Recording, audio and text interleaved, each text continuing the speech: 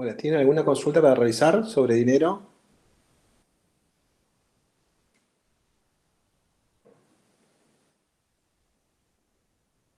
No, profe. Bueno, hasta nosotros lo que vimos fue, digamos, el concepto de dinero, las funciones del dinero, ¿sí? Y después, bueno, que esa herramienta que es el dinero podía ser, digamos, eh, ser aplicada para, ¿sí? Realizar transacciones como reserva de valor, ¿sí? Y que bueno, y también como unidad de cuenta, ¿sí? Ahora, una vez que presentamos el concepto del dinero, de la herramienta de dinero, nosotros comenzamos a, ¿sí?, a presentar al mercado de dinero a través de sus dos funciones, la función de oferta y la función de demanda. ¿Sí? ¿Se acuerdan de eso? Y en ese trabajo nosotros dijimos, bueno, que la demanda de dinero, ¿sí?, era una función que dependía de diferentes elementos. ¿Sí? Dentro de esos elementos estaba ¿qué? La cantidad de transacciones que empezamos a realizar. ¿Sí? Si ustedes solamente tienen dinero para hacer transacciones, ¿sí? Si van a hacer 5 transacciones, tendrán una cantidad de dinero. Si empiezan a hacer 100 transacciones, tendrán una mayor cantidad de dinero, ¿sí? Bien. Entonces acá el motivo se denomina transacciones, ¿sí? Bien. Pero en la economía, nosotros, en lugar de utilizar la variable transacciones para analizar cómo va a ser la demanda de dinero, usamos una variable que se acerca a esa y que es más fácil de cuantificar, ¿sí? Que es más fácil tener el dato de esa nueva variable, ¿sí? Y esa variable es el nivel de ingreso. Entonces, ¿qué asociación entre las transacciones y el nivel de ingreso? Bueno, es de esperar que a mayor nivel de ingreso, las personas dicen más transacciones, ¿sí? ¿Se entiende la asociación? Sí, profe. Bien. Después, el segundo elemento tiene que ver con el costo de oportunidad de tener dinero y no otro activo financiero, como por ejemplo un plazo fijo o un bono u otro activo financiero. ¿Sí? Y la variable que vamos a usar para medir ese costo de oportunidad sería la tasa de interés. ¿Sí?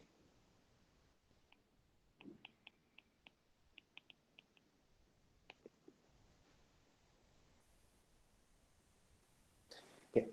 Y después podemos poner otras variables, ¿sí? Pero digamos que para nuestro nivel, generalmente nosotros trabajamos con funciones, ¿sí?, donde van a aparecer pocas variables. Y en este caso, vamos a decir que la demanda va a depender de estas dos variables para nuestro nivel, ¿sí? Entonces, el nivel de ingreso y la tasa de interés.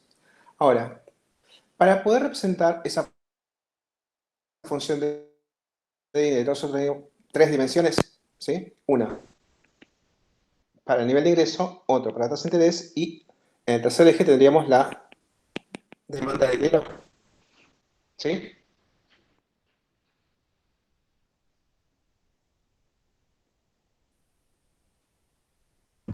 ¿Me siguen en la explicación? Sí, profe. Bueno, entonces, pues, simplemente nosotros vamos a hacer qué cosas. Tomar alguna tasa y algún nivel de ingreso y con eso definimos cuál sería la cantidad mandada de dinero, ¿sí? Bien. Ahora, si el nivel de ingreso, digamos, lo dejamos fijo, ¿no? Acá, ahí. Y lo que hacemos es simplemente incrementar o reducir la otra variable, que es la tasa de interés, ¿cuál va a ser el efecto sobre la demanda de dinero? Pensamos hacer la misma cantidad de transacciones que antes, pero ahora la tasa de interés va a ser más alta que antes. ¿Sí? Entonces, ¿cuál va a ser el efecto sobre la demanda de dinero? Va a ser Baja. menor, ¿no?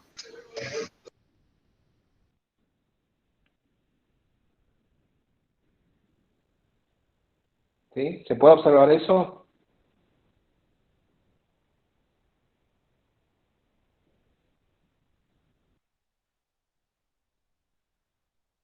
Que si nosotros mantenemos el nivel de ingreso y luego hacemos aumentar la tasa y aumentar la tasa, ¿qué va a pasar con la demanda de dinero? Y se va a reducir, y se va a reducir, y se va a reducir. ¿Sí?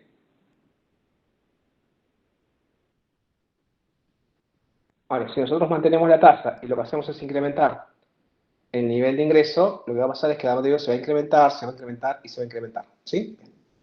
Entonces, en este ejercicio, lo que nosotros hacemos es, si dejamos fija una variable y modificamos la otra, queremos ver el efecto sobre la demanda de dinero. Ahora, si nosotros queremos hacer el gráfico en un plano donde en un eje va a aparecer la cantidad de dinero, ¿no? Y en otro eje tiene que aparecer una de las dos variables de las cuales depende la demanda de dinero. ¿Cuáles son las dos variables de las cuales depende la demanda de dinero en nuestro análisis?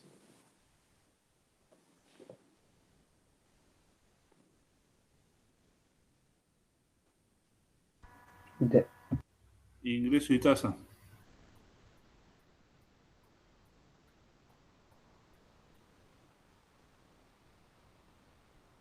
El ingreso, Son las dos variables que aparecen en nuestro análisis. La tasa de interés y la pena y el nivel de ingreso, la Y.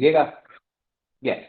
Entonces, si acá yo quiero hacer un gráfico en el plano de la demanda de dinero, ¿puedo poner el ingreso o la otra opción cuál es? ¿Pongo la tasa? ¿Sí? Podemos hacer los dos gráficos, ¿sí? No hay ningún problema.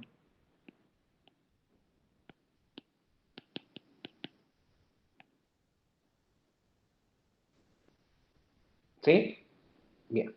Ahora, nosotros cuando trabajamos, ¿sí? Con nuestro mercado de dinero, nosotros trabajamos con un gráfico en el plano.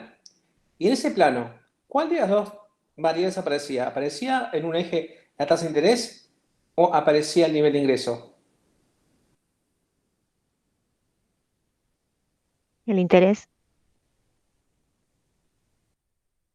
El interés. Entonces, no es que no se pueda hacer este segundo gráfico, simplemente, bueno, como nosotros lo trabajamos con este gráfico de acá, ¿sí? Sí, Y entonces, hacer ese gráfico, ¿cuál era el comportamiento de la función de demanda? Bueno, nosotros decimos que, bueno, que iba a ser una función decreciente, o sea, que iba a haber una relación inversa entre la tasa de interés y la demanda de dinero, ¿sí?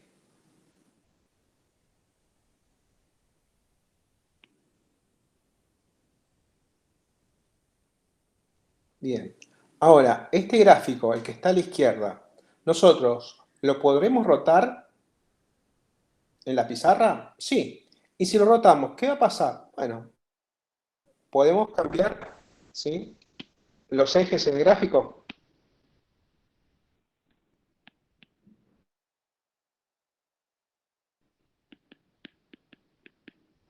¿Sí? Entonces, ¿qué va a pasar ahora? Bueno, tenemos un gráfico de este estilo. ¿Sí? Entonces, en los manuales suele aparecer este tipo de gráfico. ¿Sí? Ahora, vamos a ver. Entonces, si trabajamos con este gráfico, ¿qué pasa si se modifica el nivel de ingreso? ¿Qué pasaría si el nivel de ingreso, ¿sí? Aumenta? ¿Cómo podría yo observar ese cambio de ingreso en este plano? A ver, ¿qué intuyen? ¿Qué va a pasar con ese gráfico?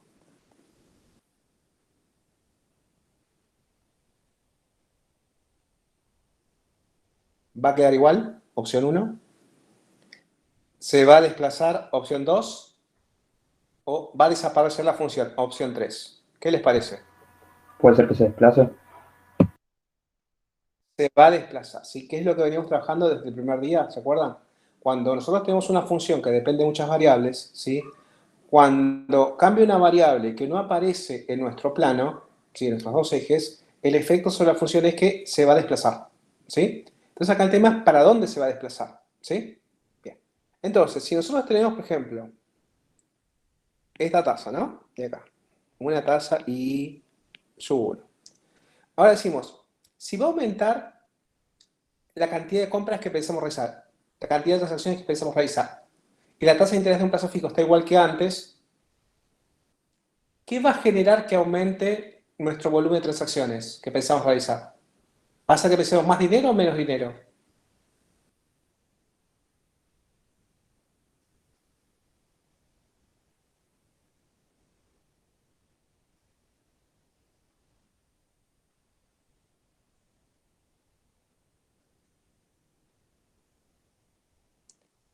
Piensen con su bolsillo, ¿sí? La vida real.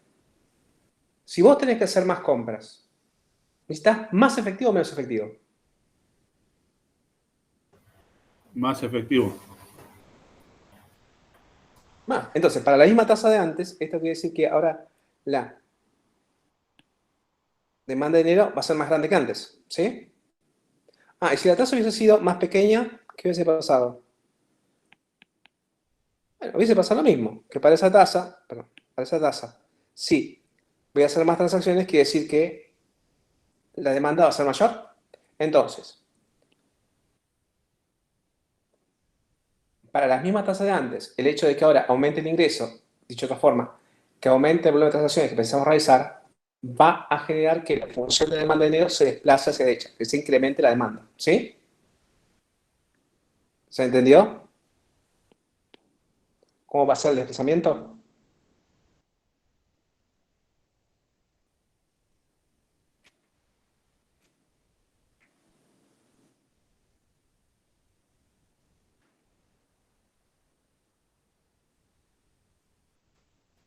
¿Lo puede repetir, profe?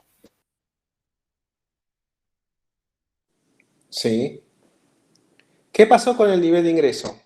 ¿Se incrementó o se redujo en nuestro análisis?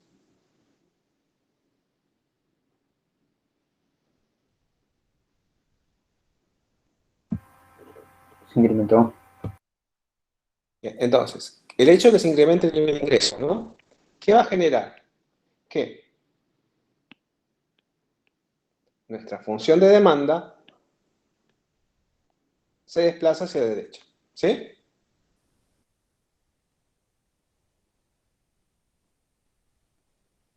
Ahora, ¿qué va a pasar si el nivel de ingreso en lugar de incrementar se reduce? A ver, ¿qué se les ocurre?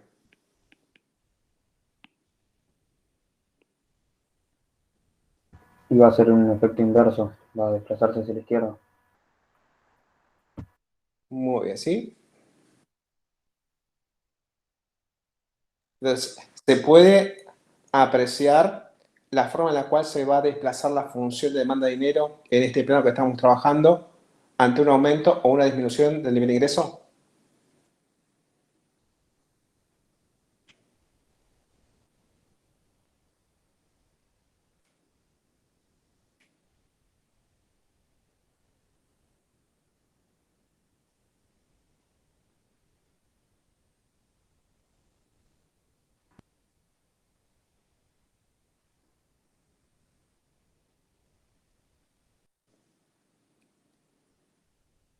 ¿Se entiende? ¿O no se entiende? Profe, a mí me quedó duda del cambio de tasa. Digo, si vos tenés en el plazo fijo, ¿no? Del banco elegida tu casa, que te están pagando una tasa de interés del 1% al mes, ¿sí? Al siguiente mes la tasa sigue estando igual, ¿sí? Al 1%. Pero ¿qué pasa? En este nuevo mes vos decís, tengo que hacer más compras que el mes pasado, tengo que comprar más artículos, ¿sí? Más remera, más cuadernos, más productos, ¿sí? Entonces, ¿vos vas a tener en tu billetera la misma cantidad de dinero que el mes pasado? ¿O tendrás que modificar la cantidad de dinero que vas a tener en la billetera? Eh, Tengo que tener más de dinero. Bien, entonces, si la tasa de interés no me cambió, ¿sí? El hecho de que no cambie la tasa, eso no va a afectar la demanda de dinero. Pero como cambió la otra variable, o sea que voy a hacer más transacciones, eso implica que necesito más dinero en mi poder, ¿sí? O sea, voy a demandar más dinero, ¿sí? ¿Ahora se entendió el por qué la función de demanda se desplaza hacia la derecha?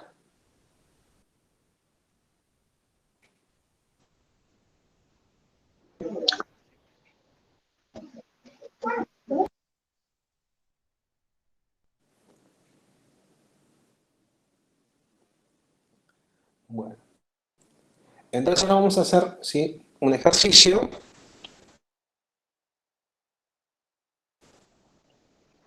¿Sí? Donde tenemos una función de demanda, tenemos una función de oferta en términos reales, ¿no? Entonces, la oferta, ¿sí? Se representa con esta nomenclatura, ¿sí? Y la función de demanda la vamos a representar con esta nomenclatura. ¿Sí? Demanda y oferta. Ahora, si nosotros tenemos acá, ¿no? Que este es un nivel de ingreso determinado, ¿no? Ahora decimos que hay un nuevo nivel de ingreso, pero que va a ser mayor que el ingreso anterior. ¿Sí? Entonces, esto, ¿qué va a generar con la función de demanda?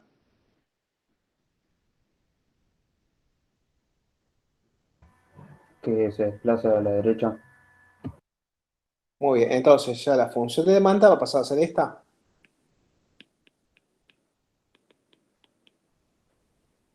¿Sí?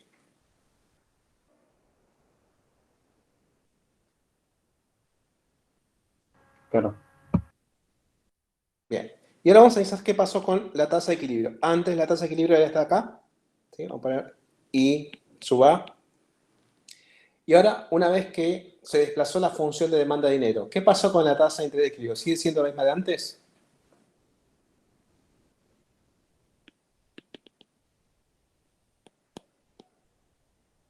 No sigue siendo la misma, ¿no? ¿Cómo es ahora la nueva tasa de interés de equilibrio del mercado de dinero?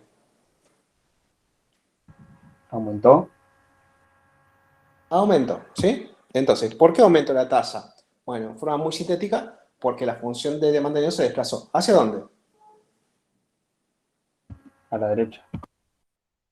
Muy bien, ¿sí? ¿Se entendió entonces cómo sí, el desplazamiento de la función de demanda genera que se modifique la tasa de interés de equilibrio?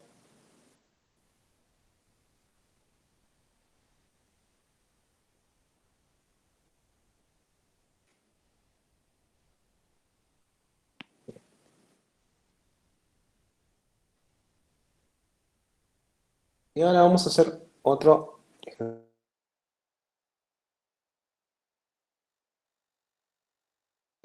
No, eh, la demanda, sino la oferta.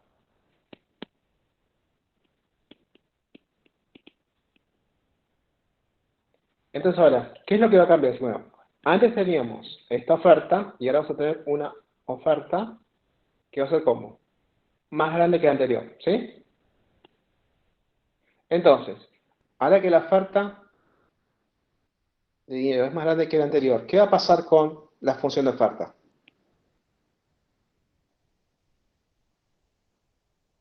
¿Se va a desplazar hacia la derecha?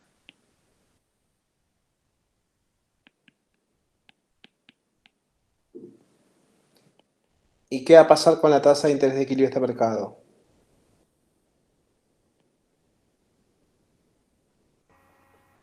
Y también cambia. En este caso se reduce, ¿no? Claro. Bien. Entonces, con este pequeño ejercicio que hicimos,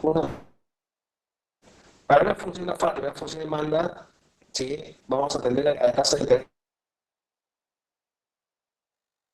Bien, pero ahora, ¿por siempre se va a mantener esa misma tasa de interés de equilibrio? No. Si hay algo, alguna acción de los agentes que hace que se modifique la función de demanda y eso va a repercutir sobre la tasa.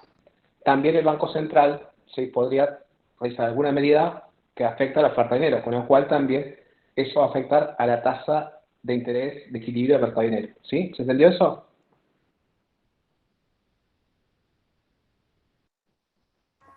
Se le entrecortó un poco, profe, me parece.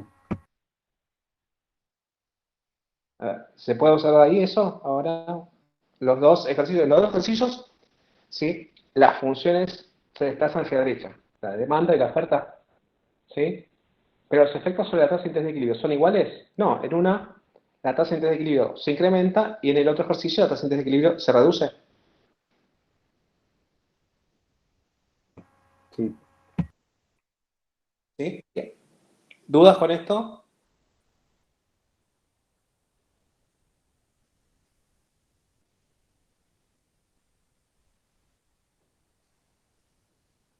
Bueno,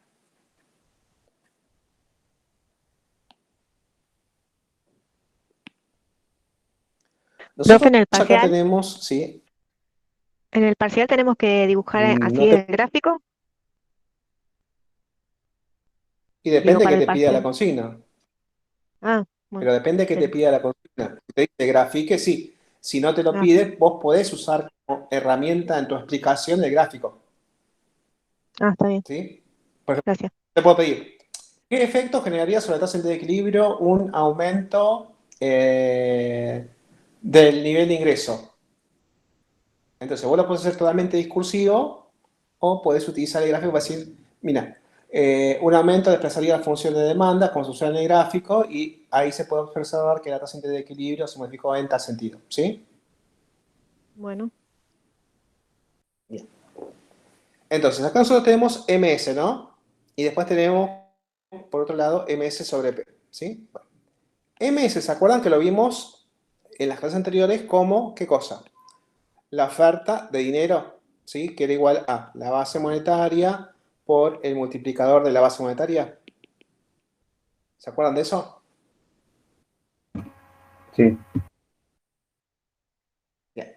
¿Y qué es MS sobre P ahora? Bueno, vamos a empezar con MS. MS es la oferta de dinero, pero en términos nominales, ¿sí? Por ejemplo, si tenemos 10 billetes de 1.000 pesos, ¿sí?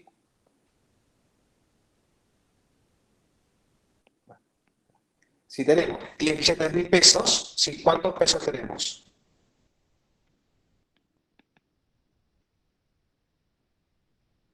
Chicos, 10 billetes de 1.000 pesos. ¿Cuántos pesos tenemos? 10.000 pesos. 10.000 pesos. Bueno, esa sería la oferta nominal, o sea, la oferta en términos de el dinero que hay, ¿sí? Ahora, esos 10.000 pesos, ¿cuántos productos pueden comprar? ¿Cuántos bienes pueden? Por ejemplo, que la economía argentina es un solo producto, ¿sí? Un solo bien, ¿sí?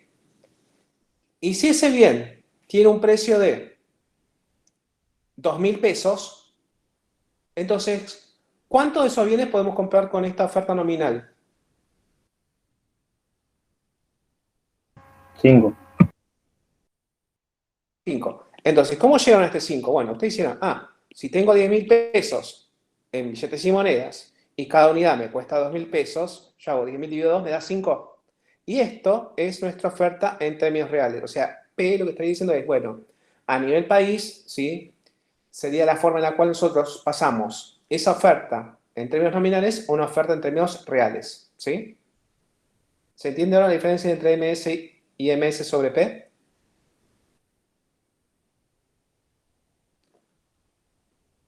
Oferta nominal, oferta real. ¿Sí?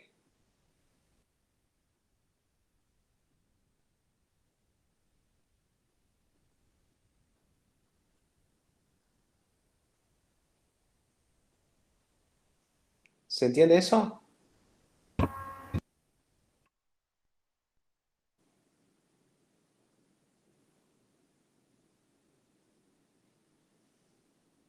entonces sería la oferta nominal sobre la real, o entendí mal. Claro, sobre el nivel de precios de la economía. Bueno, está bien. Bien. Entonces acá, volviendo a este gráfico, digo, pero el gráfico que vimos antes, ¿sí? En realidad es un gráfico del mercado de dinero, pero en términos reales. O sea, es la demanda real de dinero y la oferta real de dinero. O sea, todo lo que dijimos antes no va a cambiar, ¿sí? Nada más que en lugar de decir que hablamos de la demanda y la oferta en términos nominales, estamos hablando de la demanda y la oferta en términos reales. Es la única diferencia, ¿sí? Todo lo que vimos antes está bien. Nada más que había que agregarle, digamos, como este pequeño detalle. ¿Sí? ¿Se entendió entonces el por qué en el gráfico va a aparecer MS sobre P como oferta real de dinero?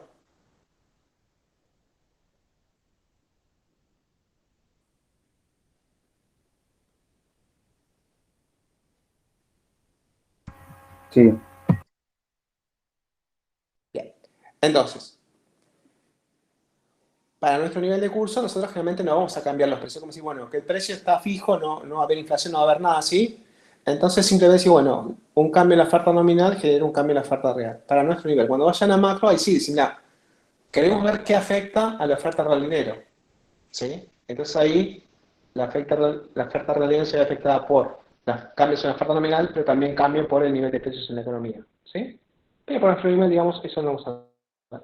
Pero sí es importante entender por qué ponen esa nomenclatura en los gráficos, ¿sí? Entonces, nuestro mercado de dinero, que analizamos desde la primera clase, es un mercado de dinero en términos reales, ¿sí? Bien. ¿Hasta alguna duda con lo que vimos?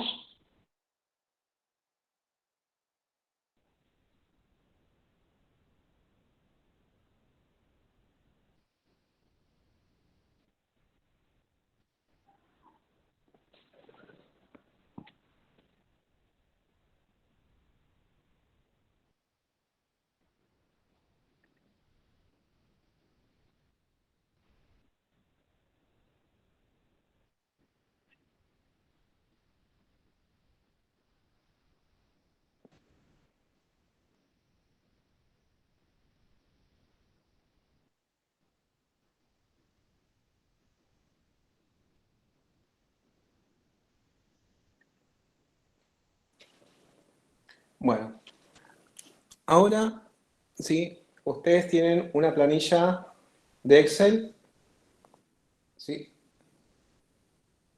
En sus pantallas, ¿sí?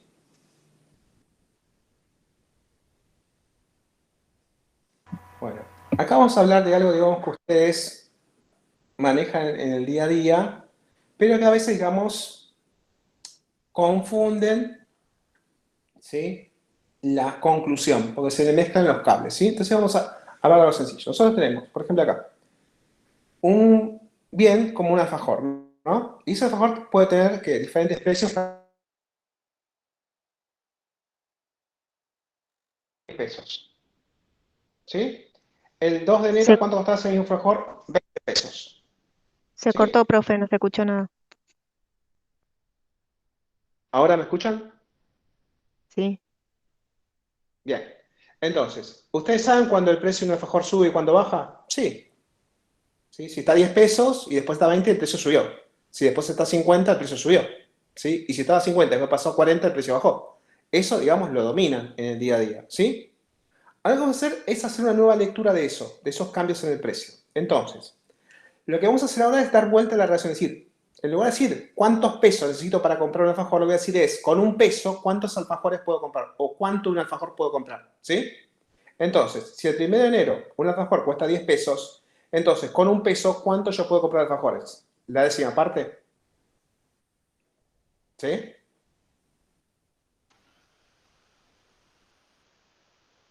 Sí, Bien.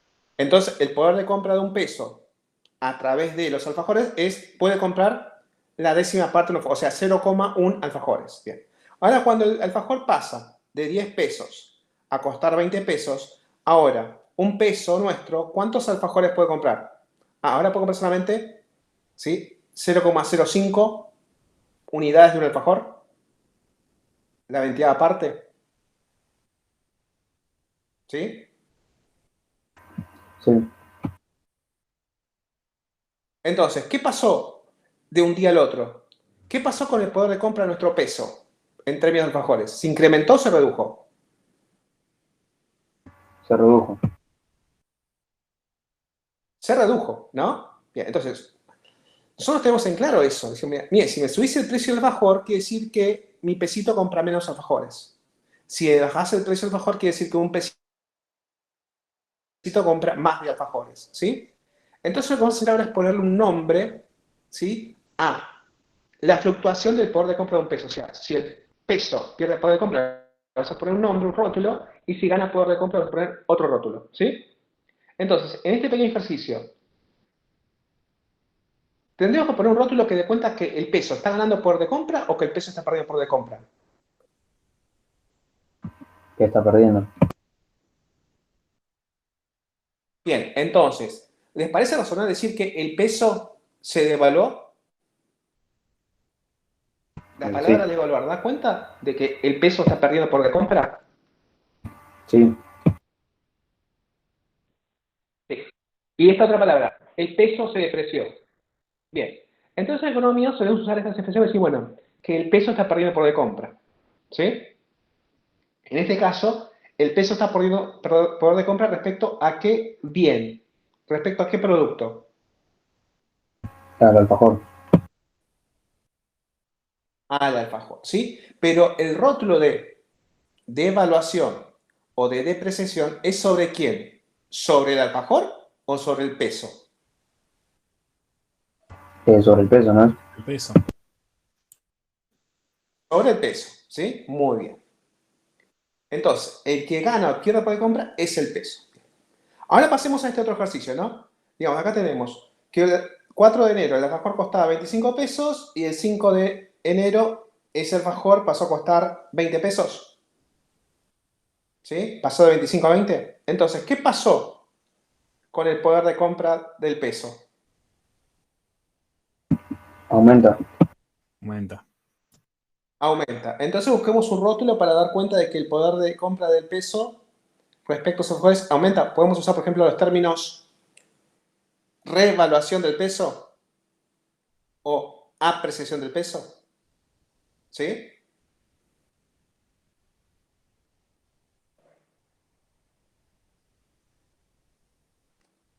¿Se comprendieron los 4 rótulos que estoy empleando para indicar que el poder de compra del peso va a fluctuar?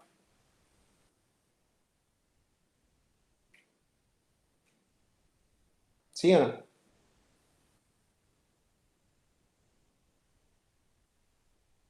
Sí. ¿Pueden escucharme? Sí, se escucha.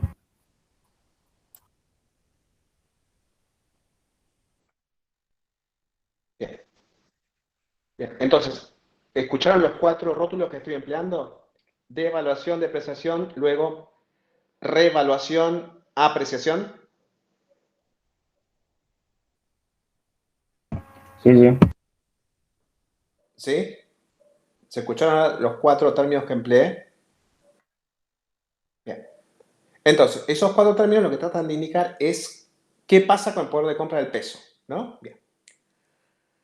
Ahora, si en lugar de utilizar como activo de análisis, ¿no? Un alfajor, usamos otro activo, por ejemplo, un dólar, ¿sí? ¿Qué va a pasar? Bueno, lo mismo, ¿no? Si el 1 de enero el dólar estaba a 10 pesos y el 2 de enero el dólar pasa a costar 20 pesos, ¿qué pasa con el poder de compra de un peso?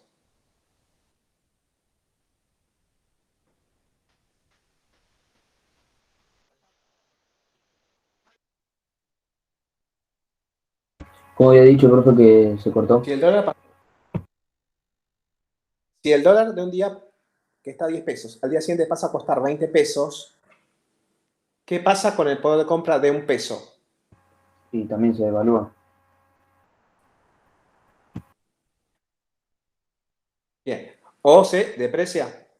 ¿Sí? Son los 2 términos que empleamos para indicar que el poder de compra de un peso respecto a dólares está disminuyendo. ¿Sí? Bien.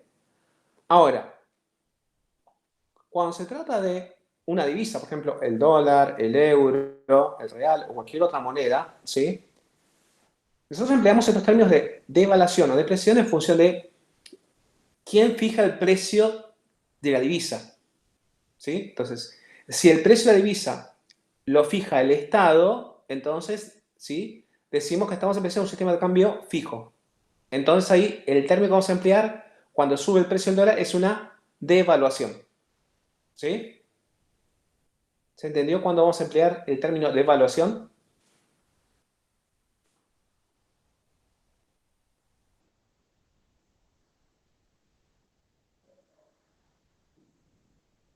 ¿Pueden escucharme? Y profe, ¿cómo dijo que es el Estado el que lo fija? Claro. O sea, el dólar tiene un precio. Ahora, ¿quién pone el precio? El Estado. ¿Sí? Entonces, ¿el Estado puede subir el precio o puede bajar? Bueno, ahora, ¿qué pasa si sube el precio? Bueno, cuando sube el precio del dólar, ¿sí? Entonces el peso pierde poder de compra. Ahora, ¿qué nombre le vamos a poner a esa pérdida de poder de compra del peso? Devaluación. Ahora, si existe un mercado de divisas, un mercado de dólares, entonces ahí el precio no lo fija el Estado, sino ¿quién lo fija? Los oferentes y demandantes. ¿Sí? Entonces, si el precio del dólar sube en ese mercado, entonces, ¿cómo vas a indicar que el peso pierde poder de compra? Con el rótulo depreciación. ¿Sí? Entonces, en los manuales suele expresarse que existe un mercado de divisas con la expresión existe un sistema de tipo de cambio libre. ¿Sí?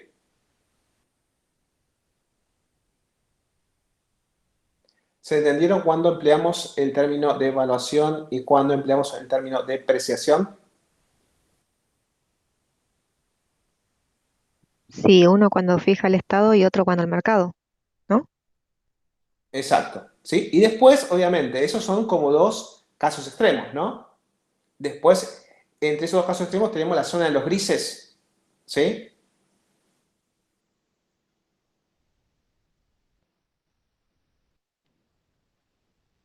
Pero digamos, los dos casos extremos, ¿se entendieron?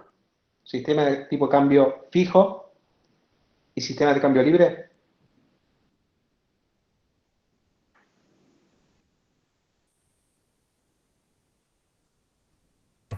Sí, profe. Bueno, acá pasamos, sí, a identificar con nombres técnicos a estos precios. Entonces, ¿un precio unitario? Sí. ¿Qué nombre le pondrías al precio unitario? Precio unitario. ¿Una silla tiene un precio unitario? Sí. ¿Qué nombre le pondrías? Precio unitario a una silla. Ahora, ¿un dólar? ¿Sí? ¿Tiene un precio unitario? Sí. Ahora, ¿qué nombre le pondrías a eso? Bueno, le podrías poner precio unitario del dólar. Pero en los manuales de economía, en lugar de utilizar esa expresión para hacer referencia al precio unitario de un dólar, usamos el nombre técnico de tipo de cambio nominal. ¿Sí? ¿Se entiende eso? Tipo cambio nominal.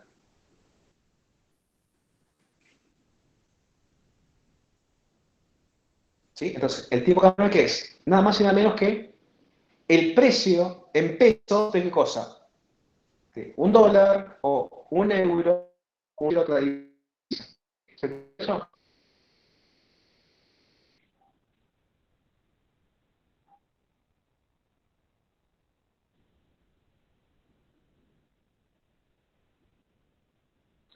¿Pueden escucharme?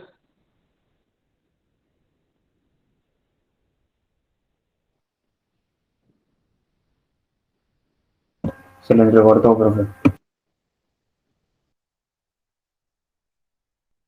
Bien. Ahora, no sé si se entrecorta por mi dispositivo o es que a algunos de ustedes se les entrecorta y el resto, digamos, recepciona bien el audio. A ver. No, no, a mí también se me corta bastante, Sí, profe. a mí también. Se nos Ah, corta bueno, todo. entonces, Sale bastante entrecortado, con- profe. bien, entonces, voy a volver a repetir, ¿sí? Entonces, ¿cómo nosotros identificamos al precio de un dólar o un euro o un real o cualquier otra divisa? Con el nombre técnico de tipo de cambio nominal, ¿sí? ¿Es lo que ustedes ven en la pantalla? ¿Sí? Está en color rojo. Y la nomenclatura que se utiliza para identificar al tipo de cambio nominal es la letra E mayúscula, ¿sí? Esto ustedes lo tienen en el archivo que les mandé hace un par de semanas, ¿sí? Y acá aparece otro concepto, que también en color rojo, que es una E minúscula, ¿sí? Entonces, pero esa E minúscula está relacionada con el tipo de cambio nominal, pero es otro concepto, es otra variable, ¿sí? Este caso se denomina tipo de cambio real, ¿sí? ¿Y qué es el tipo de cambio real? Es un precio relativo, ¿sí? ¿Y para qué sirve este precio relativo? Bueno, para tener un indicador de nuestra competitividad respecto a nuestros socios comerciales, ¿sí? Entonces, por ejemplo, si vos tenés que comprar el precio, por ejemplo, de un paraguas fabricado en Capital Federal y un paraguas fabricado en Lomas de Zamora, ¿sí? ¿Cómo podías darte cuenta que uno es más caro que el otro?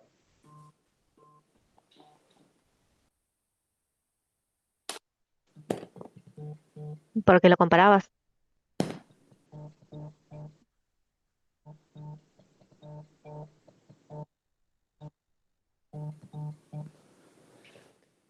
Lo comparamos. Ahora, ¿cómo comparamos? Si, bueno, mira, si el paraguas en Capital vale 1.000 pesos y el paraguas en provincia vale 1.200, bueno, uno es más caro que el otro, ¿no? Esa es una. Sí. Pero otra forma de comparar, como relacionando con una persona geográfica, por ejemplo, decir, si yo hago el precio de uno dividido el precio de otro, ¿no tendría como una referencia de cuál es más caro?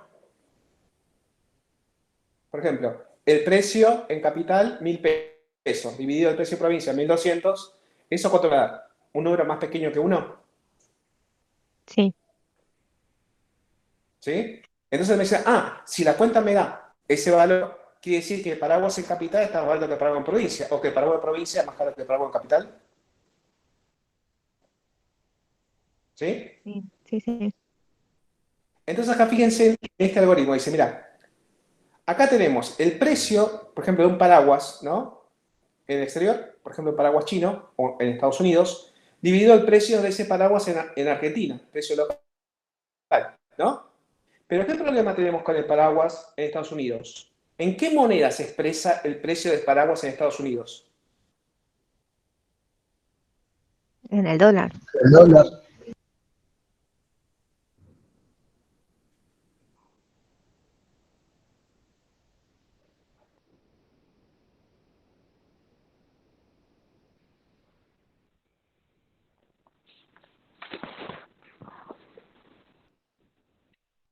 En dólar. Entonces, ¿y cómo se expresa el precio del paraguas en Argentina? En En pesos. pesos. Entonces yo no puedo comparar el precio en dólares, pero yo no puedo decir, y un paraguas en Estados Unidos cuesta $10, ¿sí? 10, y abajo digo, un paraguas en cuesta, no sé, 3.000 pesos. No puedo hacer esa división, ¿no? No puedo dividir peras con manzanas. ¿Estamos de acuerdo en eso? Sí, Entonces, para que los dos precios estén homogenizados, bueno, lo que hago es al precio internacional, o sea, al precio en dólares, lo multiplico por el tipo de cambio nominal y ya lo expresé en pesos de nuestra moneda. ¿Sí? Entonces, fíjense que tipo de cambio nominal por el precio internacional dividido el precio local está dando cuenta de ese indicador de precio relativo. ¿Sí? Lo que hice hace un ratito con el precio del paraguas en capital en relación al precio del paraguas fabricado en provincia de Buenos Aires. ¿Sí?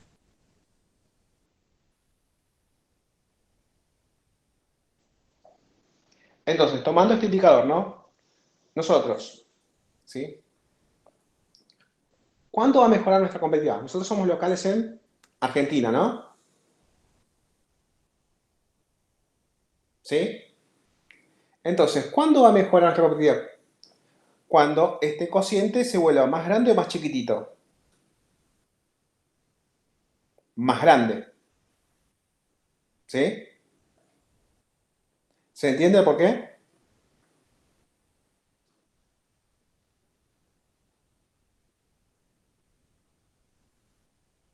Porque el Bueno, precio escúchame. internacional es más grande. Claro, todo esto que está acá arriba, ¿sí? O sea, cuando esto que está acá arriba empieza a ser mayor que esto que está abajo, nosotros empezamos a ganar competitividad, ¿sí? Pero ahí aparecen tres elementos, ¿sí? Que son el tipo de cambio nominal, el precio internacional y el precio local, ¿sí?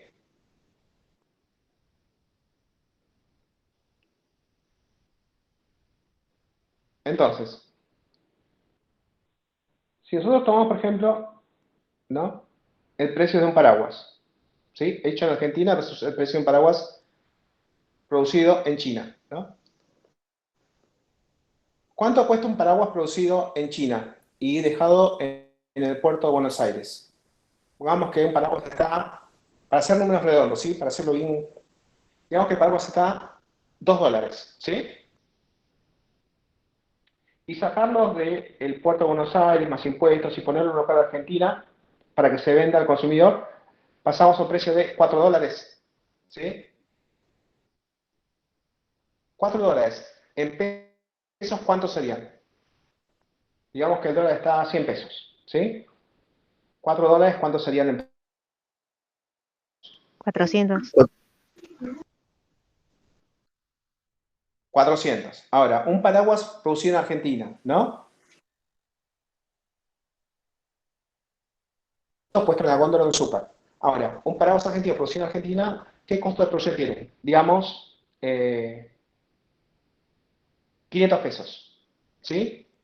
Y después el comerciante, sigo toda la cadena de distribución más el comerciante, recargan el precio al doble. O sea que si tenía un costo de producción de 1.000, ¿qué precio va a tener en la góndola ese paraguas argentino? ¿2.000? Sí. ¿Sí?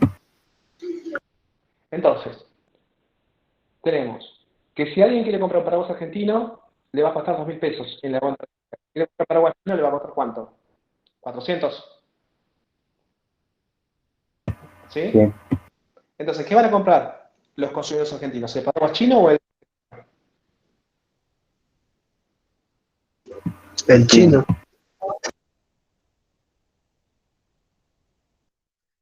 el chino? Bien. Ahora, que de un día para el otro, es un simple ejercicio, ¿no? El dólar pasa de 100 pesos a costar 1.000 pesos. El paraguas chino sigue costando $2 producido y dejado en el puerto argentino, ¿no? Más impuestos y dejado en la góndola de sur, sigue costando $4, ¿sí? Pero ahora,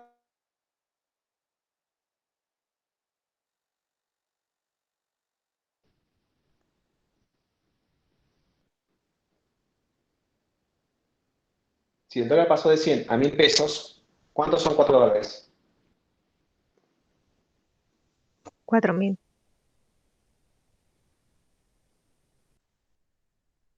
4.000, ¿sí? Bien. Entonces ahora, ¿y cuánto le cuesta al productor argentino producir el paraguas? Y lo mismo que antes, digamos que no usan insumos importados, nada por el estilo, ¿sí? O sea, más o menos le cuesta lo mismo que antes, ¿no? 1.000 pesos y llevado a la góndola con otro. Entonces, ahora, ¿qué van a comprar los consumidores argentinos? ¿El paraguas chino o el paraguas argentino? El argentino.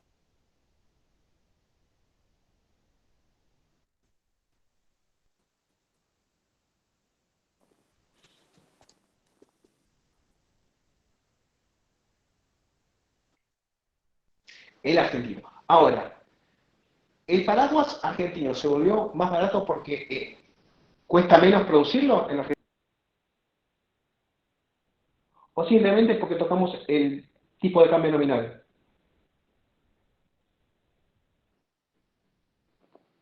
Por el cambio nominal.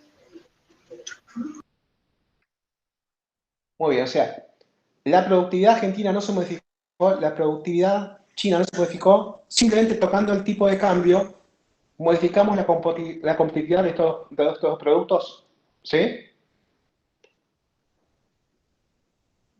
Bien. Ahora, ¿sí? Fíjese la importancia de las fluctuaciones del tipo de cambio nominal. O sea, puede cambiar, ¿sí?, la competitividad de nuestra producción. Entonces, ¿qué tendría que pasar con el tipo de cambio para que mejore nuestra competitividad, la de la producción argentina? ¿Tendría que subir o bajar? Subir. Subir, bien. Eso es de la producción, ¿no? Porque, digamos, el empresario dice, va a estar chocho si sube mucho el tipo de cambio. Y si me vuelvo más competitivo, ahora vender más de mi producción local. ¿Sí? Pero ¿qué consumidores? Antes podía comprar paraguas chinos a 400 pesos y ahora van a comprar paraguas. Está bien, no van a ser chinos, pero van a pagar.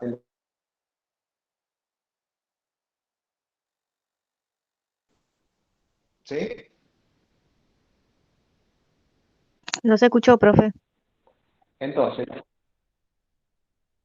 lo que dije fue que cuando aumentó el tipo de cambio, ¿sí?, eso generó, digamos, que los consumidores argentinos dejen de pagar un paraguas de 400 por 400 pesos a pagarlo a 2.000 pesos. ¿Sí?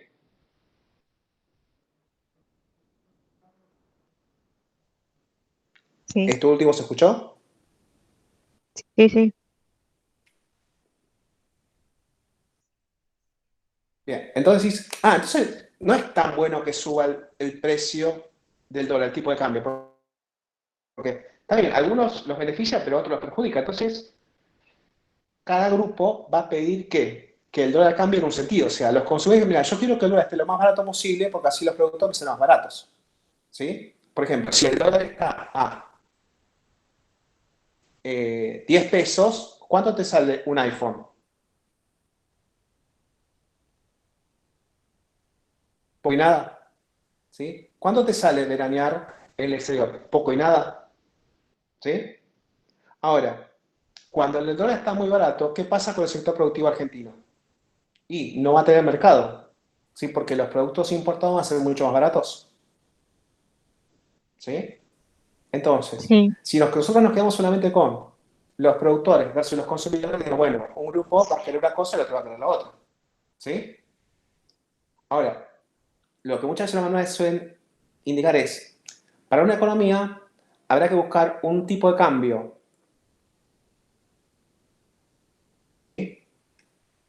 lo suficientemente alto para volver competitiva al sector productivo. Pero también queremos que sea lo suficientemente bajo para no perjudicar el poder de compra de los consumidores. ¿Sí? Entonces, si nosotros buscamos solamente el tipo de cambio, ¿sí? Somos conscientes que vamos a modificar nuestra competitividad. ¿Pero esa es la única forma de modificar la competitividad? No, porque acá también aparece la otra variable que es el precio local. ¿Sí? Y el precio local, ¿de dónde surge? ¿No surge de nuestros costos de producción? Sí, ¿Sí? ¿Se acuerdan de la primera parte del... Si vos tenés, ¿sí? Un aumento de productividad, una mayor eficiencia, ¿qué va a pasar con tu costo de producción? Van a disminuir. Entonces, si el productor de paraguas argentino, ¿no? Tiene mejoras de productividad, entonces puede decir, mira, el productor argentino ya no va a producir paraguas con un coste de 1.000, sino va a producir paraguas con un coste de 400 pesos. ¿Sí? Entonces, ¿sí? Este pequeño esquema te está indicando, bueno, cómo uno podría mejorar su competitividad. Dice, mira, ¿vos podés mejorar la competitividad tocando solamente el tipo de cambio nominal? Sí. ¿Qué tendrías que hacer? Aumentarlo, ¿no?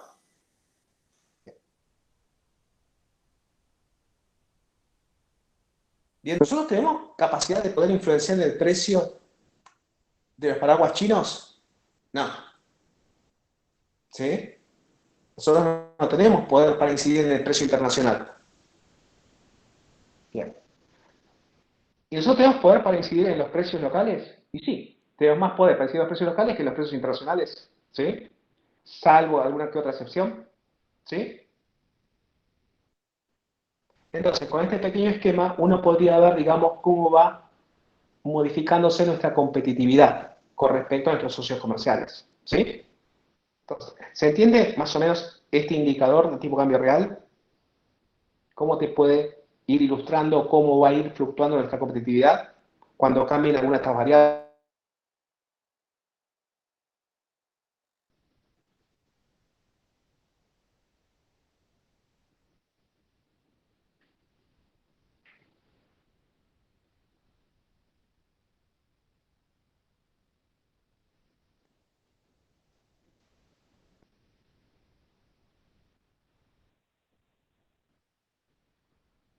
¿Pueden escucharme?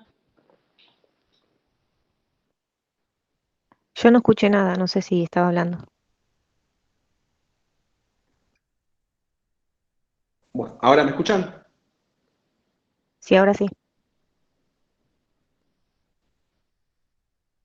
Bueno, lo que decía es que la ventaja de esta pequeña estructura te dice, mira, cuando vos querés pensar cómo puede cambiar nuestra competitividad, podrías hacerlo de forma bastante sencilla viendo cómo cambian las tres variables que aparecen acá, ¿no? Por ejemplo, cómo modificaciones en el precio del dólar o de un euro, un real, afectarían a nuestra competitividad. Cómo cambios en el precio de nuestros socios comerciales afectarían a nuestra competitividad y cómo cambios en nuestros precios afectarían a nuestra competitividad. O sea, con ese, digamos, con esa pequeña estructura uno podría ya, digamos, tener, ¿sí? Como las herramientas para poder entender, porque a veces dicen, está mejorando nuestra competitividad, o a veces te puede decir, está empeorando nuestra competitividad, ¿sí? Simplemente eso. Ahora sí me pudieron escuchar. Sí, Bueno, y ahora le dejo el espacio a Carlos, ¿sí? Para que continúe con la reunión. Hola Orlando, muchas gracias. No, de nada. Vamos a comprar, creo que ni paraguas chino ni paraguas argentino consiguen las cosas así. Vamos a usar un nylon para protegernos.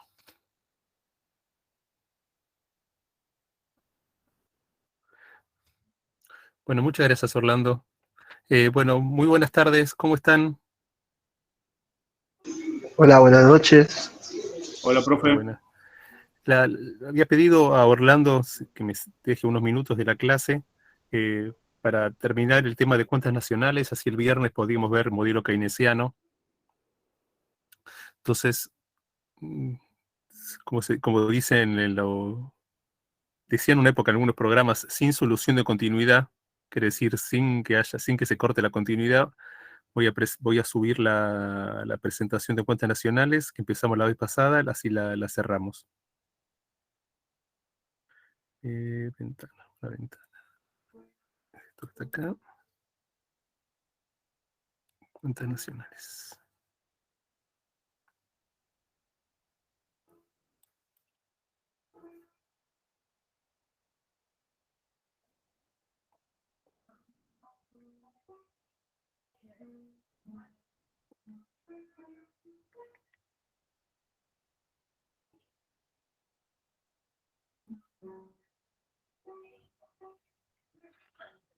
Bueno, acá tenemos, a ver.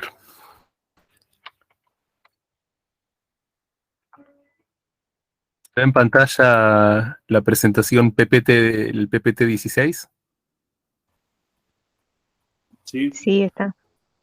Bien, buenísimo. Bueno, ¿se escucha bien? ¿Volumen?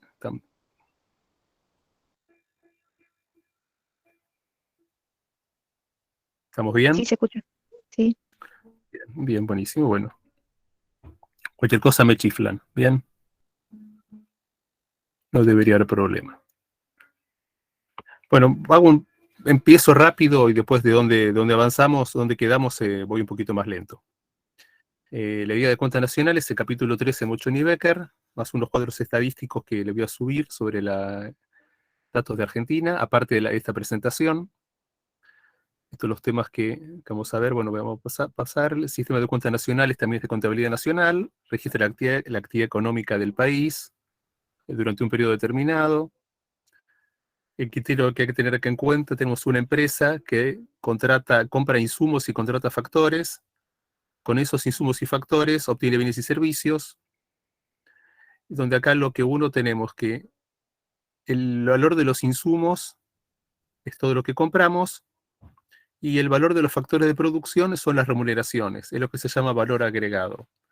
Es decir, que la empresa compra insumos y gracias al servicio de los factores de producción transforma los insumos en bienes y servicios, donde el valor de las remuneraciones de los factores de producción se llama el valor agregado. Vamos a verlo en un ratito, vamos a fijar eso. La empresa ofrece bienes y servicios a otras empresas, lo ofrece como bienes intermedios. Las empresas que lo compran lo llaman insumos, quien lo vende lo llama bien intermedio, pero es el mismo bien, por el mismo valor. Y también vende bienes finales vende a las familias. Las familias son los dueños de los factores de producción, por eso las familias son quienes compran bienes de capital, y los bienes finales pueden ser también bienes de consumo. Los bienes de consumo pueden ser durables o no durables. Los no durables son una galletita, el bien durable, un horno, por ejemplo, un auto. En algunos casos, un bien de capital y un bien de consumo durable pueden confundirse. Para algunos, un bien puede ser consumo durable, para otro, un bien de capital. Por ejemplo, un auto para un taxista es un bien de capital. Un auto para cualquiera de nosotros que no es taxista es un bien de consumo durable. Es el mismo bien, la diferencia es que uno lo usa para consumir, para satisfacer su necesidad propia, o lo usa para ofrecer otro servicio o para vender otro bien. Eso es el objetivo de un bien de capital.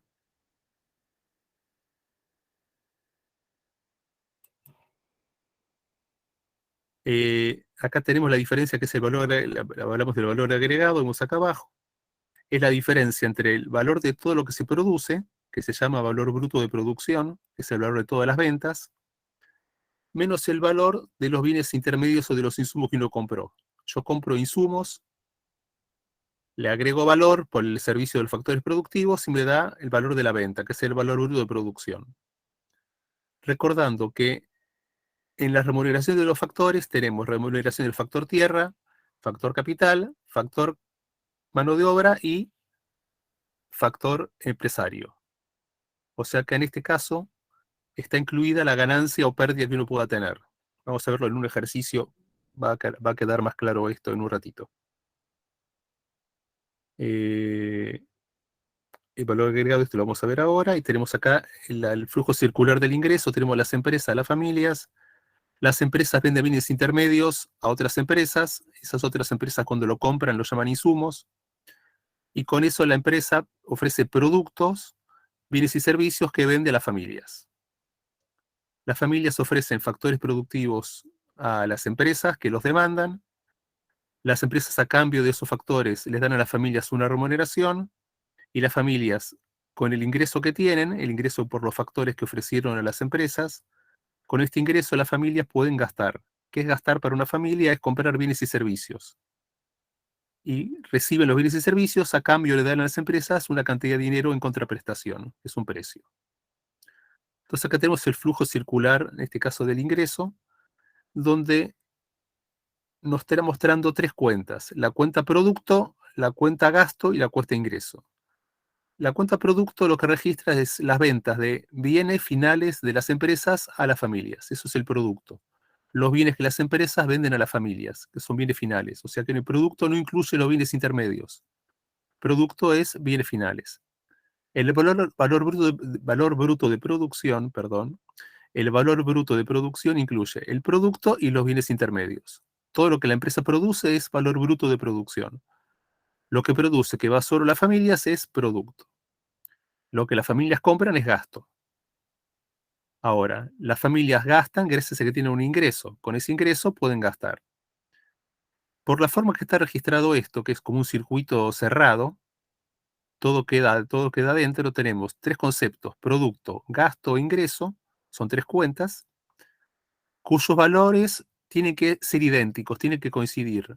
Pero los conceptos son distintos. Una cosa es gasto, otra cosa es producto, otra cosa es ingreso. Son tres conceptos distintos. Pero el valor de cada uno de los tres tiene que ser idéntico al del otro. Por eso el producto, el ingreso y el gasto no son iguales, son idénticos. Acá tiene las tres rayitas, que es de identidad. Dos conceptos son idénticos cuando valen lo mismo en cualquier circunstancia. Pase lo que pase, son idénticos. En contabilidad de empresas se maneja dos identidades así contables. Una debe idéntico a haber, y el otro activo es idéntico a pasivo más patrimonio neto, donde ahí tenemos otra identidad. Donde activo, pasivo, patrimonio neto son tres conceptos diferentes, pero activo tiene que ser idéntico a la suma de pasivo más patrimonio neto. Y el debe tiene que ser idéntico al haber, por más que debe y haber son conceptos distintos. O sea, siempre tienen que dar igual. Acá lo mismo, producto, ingreso y gasto tienen que dar igual, y lo mismo valor agregado. Pasa que valor agregado se llama el valor que agregan los factores de producción, que es la remuneración que reciben. ¿Hasta acá vamos bien?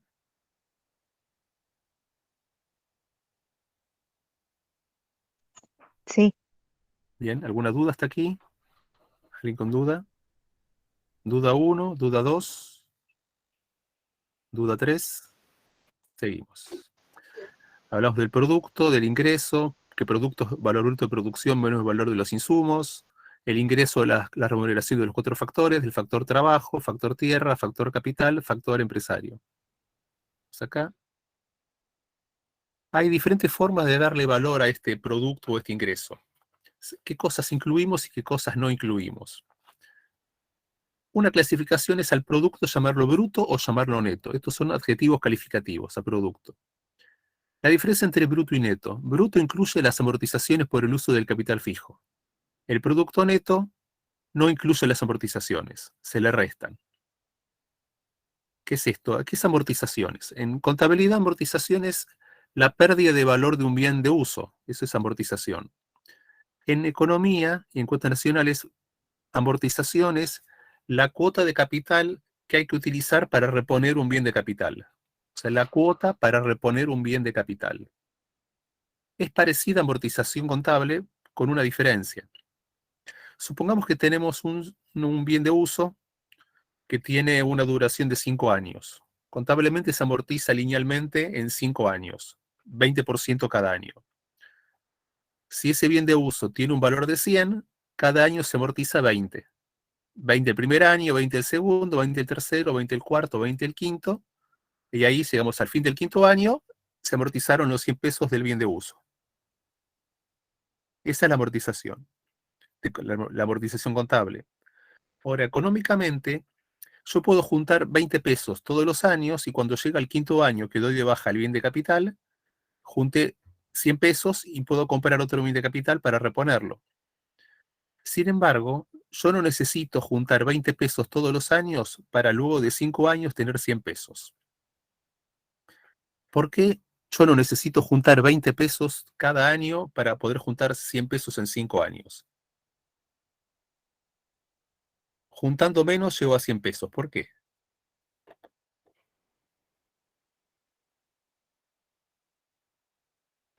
¿Por qué les parece?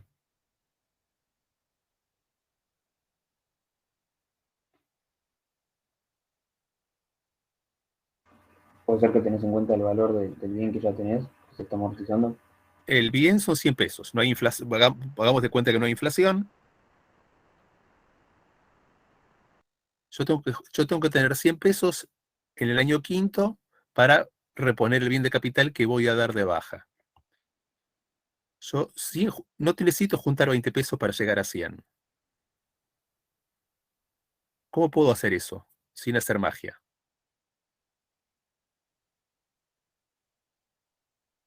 Lo pongo en el banco y que me dé interés. Exactamente. Hay que hacer la cuenta de cuál es la tasa de interés y cuánto tiempo uno tiene que dejar depositado, y puede ser que uno, no hice la cuenta, pero puede ser que uno todos los años poniendo 17 pesos, eso uno lo deposita en un banco, el primer año depositó 17, ese depósito va a durar 5 años, el del segundo año va a durar 4, el del tercer año dura 3, después 2, después 1. Entonces uno llega a un momento que juntó los 100 pesos sin necesidad de colocar 20 pesos, porque hay un depósito a una tasa de interés mayor a 0. Si la tasa de interés fuera 0%, entonces sí tengo que juntar 20 pesos todos los años. Pero como la tasa de interés no es 0%, sino es positiva, entonces puedo hacer esa acumulación. O sea, es la diferencia entre amortización desde el punto de vista contable, desde el punto de vista económico. Y también para evaluación de proyectos es la misma idea de lo que tengo que acumular. Entonces, el producto bruto es todo lo que produje. Si a eso que produje le resto lo que es para reponer bienes de capital, me da el producto neto. Producto neto es el producto sin las reposiciones de bien de capital. ¿Está bien? Neto quiere decir netear, quiere decir restar. Este es producto bruto o producto neto. Incluyo las amortizaciones o las excluyo. Segundo adjetivo calificativo, segundo par de adjetivos calificativos, el producto puede ser interno, puede ser nacional. Producto interno responde a la pregunta de dónde se genera ese producto. Producto nacional es quién genera ese producto. El producto interno es el producto que se genera en un territorio determinado. O sea, está dentro de un territorio. No importa quiénes son los factores de producción que lo generan. Son generados dentro de las fronteras de un país, el producto interno. El producto nacional es generado por los que son residentes de un país que pueden estar habitando en el país o en el exterior. Por ejemplo, es, dicho de otra forma, por los factores de producción nacionales. Hay factores de producción, por ejemplo, mano de obra en Argentina que trabaja en Argentina, y mano de obra argentina que trabaja en Uruguay, o trabaja en España, o trabaja en Estados Unidos. La producción que se generó dentro de la frontera de Argentina es producto interno, no importa la nacionalidad de los factores de producción. Si yo quiero calcular el Producto Nacional de Argentina, lo que tengo que hacer es sumar el producto generado por los factores de producción argentinos. Hay factores de producción argentinos que están en Argentina y factores de producción que están en otros países. Alguien puede ser dueño de un terreno en Uruguay, tener una empresa en Brasil, o otro puede estar trabajando en mano de obra en Estados Unidos. Bueno, las remuneraciones de todos los argentinos forman parte del Producto Nacional de Argentina. El Producto Interno es dentro de las fronteras. En general, se calcula el Producto Nacional para aquellos países que tienen muchos factores de producción extranjeros en su país y muchos factores de producción nacionales en el exterior. El caso típico es, para Argentina, son personas que vienen a trabajar de países fronterizos o cercanos, gente que viene de Paraguay, gente que viene de Bolivia o de Chile, viene a Argentina a trabajar. Bueno, es un factor de producción extranjero que habita en el país. Su producción suma para el Producto Interno argentino y suma para el Producto Nacional de Chile, de Uruguay o de Paraguay o de Bolivia. Lo mismo muchos países, muchas personas en Centroamérica que van a trabajar a Estados Unidos y luego transfieren fondos a su país de origen, donde ahí sí vale la pena calcular Producto Interno y Nacional porque hay una diferencia sustantiva. En el caso de Argentina no es tan importante eso. Por eso no se suele calcular el Producto Nacional. Se hace, pero no es un número que se presenta en general. Entonces, el segundo calificativo, interno o nacional. El tercero tiene que ver con la inflación. El producto puede ser calculado moneda corriente o moneda constante. A moneda corriente es evaluado con los precios de cada año. A moneda constante es evaluado con los precios de cierto año. ¿Cómo es esto? A ver, yo tengo, el valor del producto es precio por cantidad. Si yo quiero calcular el producto, o sea, las ventas de las empresas a las familias, para el año 2010, ¿qué hago? Me fijo las cantidades vendidas, cada cantidad la multiplico por el precio que se vendió y me va a dar el valor del producto. Después para el año 2011 hago lo mismo, el precio del 2011 por las cantidades vendidas en el 2011, precio por cantidad me da el valor del producto y así hago cada año. Lo que puede ocurrir es que el producto crezca, o sea, en un año sea 100, al otro año 110, al otro año 125, al otro año 140, y uno no sabe si ese crecimiento se debe a aumento en la cantidad producida o aumento en los precios o una combinación. Si yo quiero ver que si se produjeron más bienes, tengo que verlo, esa serie de datos, sin inflación. Porque si, por ejemplo, yo siempre produje 100 unidades de cierto bien, y el primer año 100 lo multiplicó por 10, que era el precio. 100 por 10, 1000. Al segundo año el precio es 15, 100 por 15 es 1500. Después lo multiplico después por 20, 100 por 20 es 2000. Después 100 por 25 es 2500. Entonces lo que tenemos ahí, el producto fue creciendo de 100 a 115, a 150, a 200, a 250, el producto fue creciendo. Pero la cantidad producida siempre fue 100. Entonces, si yo quiero ver cuánto aumentó la producción o cuánto varió la producción, tengo que usar una serie de datos que no tengan impacto de la inflación. ¿Y cómo hago para no tener en cuenta el impacto de la inflación? Uso los precios de cierto año. Por ejemplo, digo el producto en moneda constante o el producto en moneda del 2010. En el 2010 estaba a 10 pesos ese producto, entonces siempre multiplico por 10 pesos todos los años, porque son los precios del 2010. Lo multiplico el precio del 2010 por la cantidad del año correspondiente, por la cantidad del 2010, 2011, 2012, 2013, 2014, 2015. Siempre hago así, precio por la cantidad del periodo. El precio de un año base, en ese caso se dice por eso moneda constante, el precio por los precios de tal año, y se multiplica por la cantidad del año en que uno está. Esto es producto a moneda corriente o moneda constante, para tener en cuenta o no tener en cuenta el efecto de la inflación. ¿Está bien? ¿Está claro?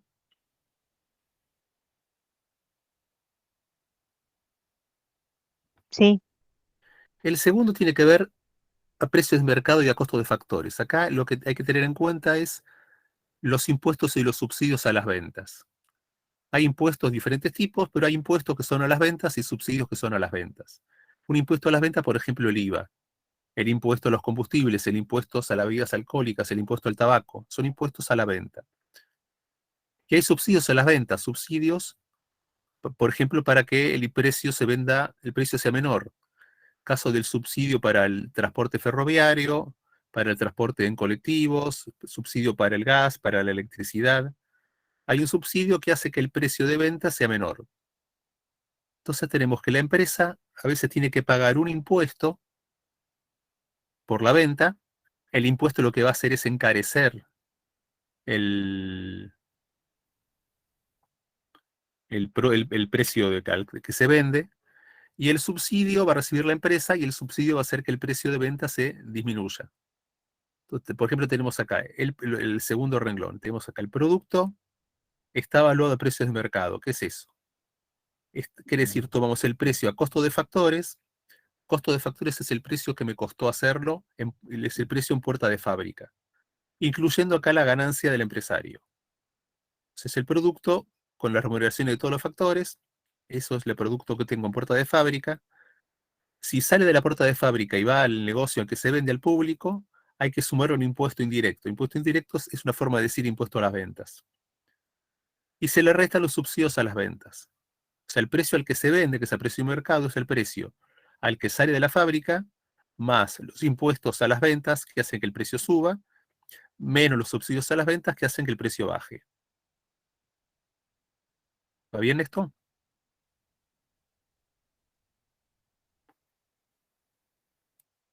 Por otro lado, a la inversa, yo sé el precio el producto a precio de mercado y quiero calcular el precio a costo de factores. ¿Qué tengo que hacer? Al precio al que se vende, tengo que restarle aquello que hizo subirlo, que es el impuesto a las ventas, y tengo que sumarle aquello que lo hizo bajar, que es el subsidio a las ventas. O sea, el precio al de venta, menos el impuesto indirecto, más los subsidios a las ventas, eso me tiene que dar el producto a costo de factores. ¿Está bien?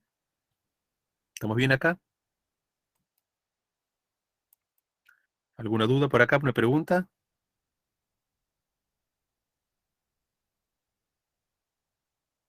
¿Duda 1, 2? ¿Duda 2? ¿Duda 3? Pasamos. Tenemos acá, esto es lo mismo. La ecuación fundamental, tenemos una que es la oferta agregada y demanda agregada. Todos los bienes que se ofrecen en el país y todos los bienes que se demandan en el país y en el exterior. Lo que se ofrece y lo que se demanda tiene que coincidir. Una cuestión, acá siempre hablamos de valores ex post, valores después de hechos, o sea, lo registrado, lo que ocurrió. La oferta agregada es todo lo que se vendió. Demanda agregada es todo lo que se compró. Todo lo que se vendió sí o sí tiene que coincidir con todo lo que se demandó. Lo que se vendió con lo que se compró tiene que coincidir. Si no coincide es porque hice mal la cuenta. Porque lo que yo registro como ventas, el otro lo registra como compras. No puede haber diferencias. Ahora, todo lo que se ofrece en un país tiene que ver con lo que se produjo en el país, el Producto Interno Bruto, y todo lo que se produjo en el país, más las importaciones. Las importaciones usamos la nomenclatura, la M, que es la segunda letra de importación. O sea, el producto, lo que produje más todo lo que se importó, es todos los bienes que se ofrecen a las personas que están en este lugar. Por otro lado, todo lo que se demanda es lo que demanda el sector privado para consumo y para inversión, más lo que demanda el sector público, que es gasto público, donde gasto público puede ser en consumo o en inversión. Pero realmente ponemos consumo e inversión para el sector privado y gasto público dejamos ahí el gasto público con la G, que incluye consumo o inversión pública, las dos cosas.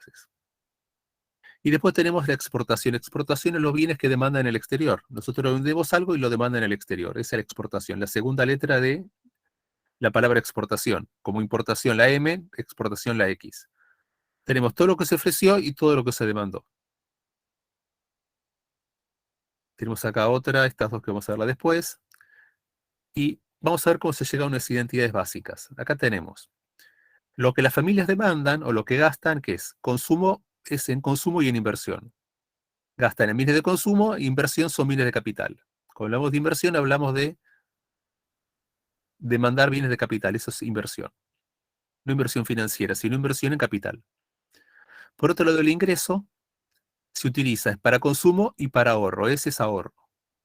Ese lo usamos del inglés savings para no usar ahorro con la A. Dado que por el circuito circular lo que se demandó y el ingreso de la familia tienen que coincidir, entonces, o sea, lo que se compró y todo lo que la remuneración que tuvieron, tienen que coincidir, entonces, el consumo más la inversión tiene que coincidir con el consumo más el ahorro. Con el ingreso, ¿qué hago con el ingreso? ¿O consumo o ahorro? Entonces, con el ingreso, el consumo y ahorro, la demanda viene de capital, viene de consumo, viene de capital. Consumo con consumo se simplifica y nos da que inversión y ahorro tienen que coincidir. Tiene que coincidir lo que ocurrió, lo pasado, lo ex post, no lo que va a pasar, sino lo que ocurrió. O sea, primera entidad contable de una economía que está cerrada al exterior y no tiene sector público es que la inversión pasada y el ahorro pasado tienen que coincidir. O sea, la inversión ex post, el ahorro ex post tienen que ser idénticos. Primera conclusión de la identidad básica de una economía cerrada sin sector público.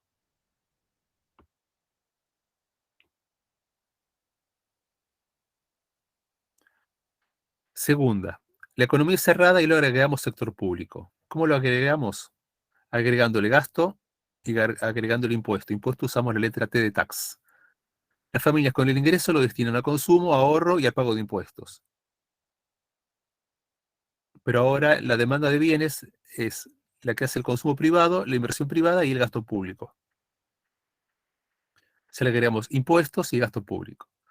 Como el ingreso y la demanda agregada tienen que coincidir, porque salvo ahorros que uno haga de algún error, algún problema, pero todo el ingreso que hubo tiene que coincidir con toda la demanda agregada. El ingreso y el gasto tienen que coincidir.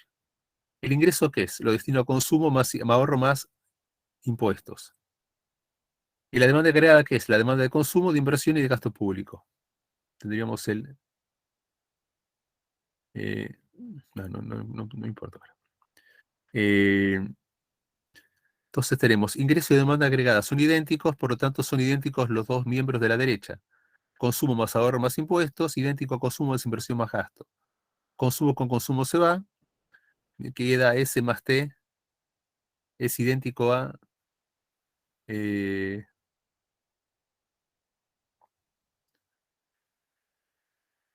el T lo tenía yo acá, estamos acá, a ver, espere. Entonces tenemos C más S más T, idéntico a C más I más G. C lo simplifico, paso el impuesto a la derecha y paso la inversión a la izquierda para que quede en un lugar todo lo que es empresas y a la derecha todo lo que es sector público. Lo que es el sector de empresas tiene lo que vemos acá, ahorro menos inversión, es idéntico a impuestos menos gasto público con un menos adelante. Si podemos acá despejar gasto público y esto. Y si no, si esto lo dividimos por 100, perdón, lo dividimos por menos 1, el menos T menos G se transforma en T más G.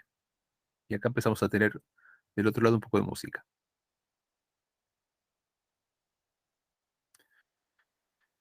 Esta es la economía cerrada con sector público. ¿Está bien acá?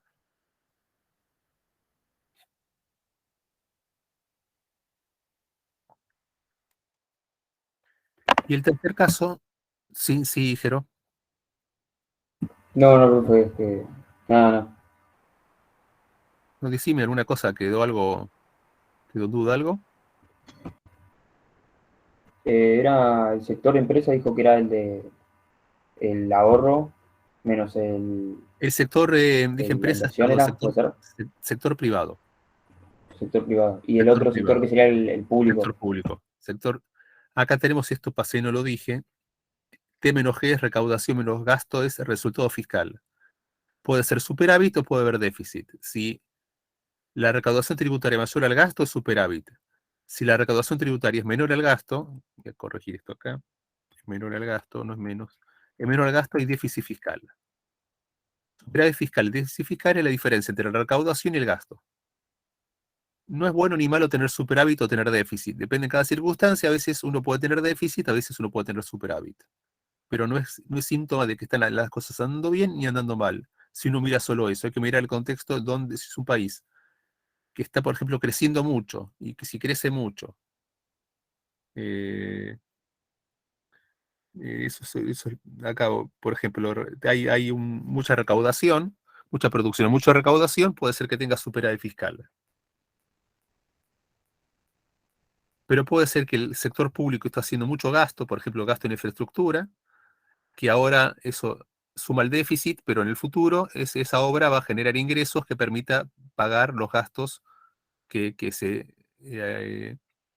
acordaron al principio. O sea, puede ser el déficit, puede ser una consecuencia de una economía que esté en recesión o de una economía que esté creciendo. El mismo superávit o el mismo déficit.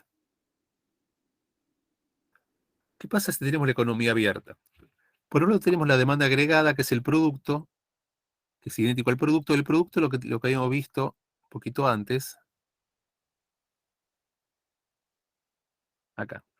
Producto más importaciones es idéntico a consumo más inversión más gasto público más exportaciones.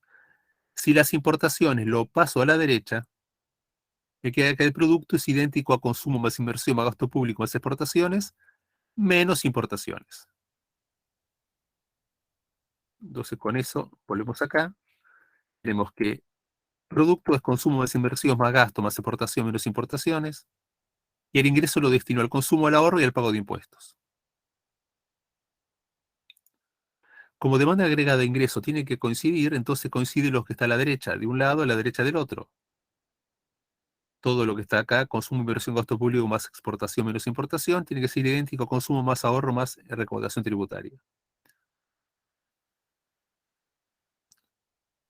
Acá lo que podemos hacer es, como demanda agregada de ingreso coinciden, hacemos que coincidan los miembros de la derecha, de la primera expresión, consumo más inversión más gasto público más exportación menos importación, y a la izquierda, perdón. Y a la derecha, consumo más ahorro más recaudación tributaria. X menos M es sector externo, lo dejamos a la izquierda, a la derecha, consumo con consumo se simplifica, la inversión pasa a la derecha, que es la empresa, ahorro menos inversión, y las importaciones pasan a la derecha para ver lo que es el saldo comercial. El saldo comercial puede ser deficitario o superavitario. Entonces tenemos el saldo comercial puede ser positivo, puede ser negativo. Si es positivo, hay superávit fiscal. Si es negativo, hay superávit comercial. Si es negativo, hay déficit comercial. Ahora, que haya déficit, superávit no quiere decir ni bueno ni malo. Hay que ver qué está pasando en el conjunto.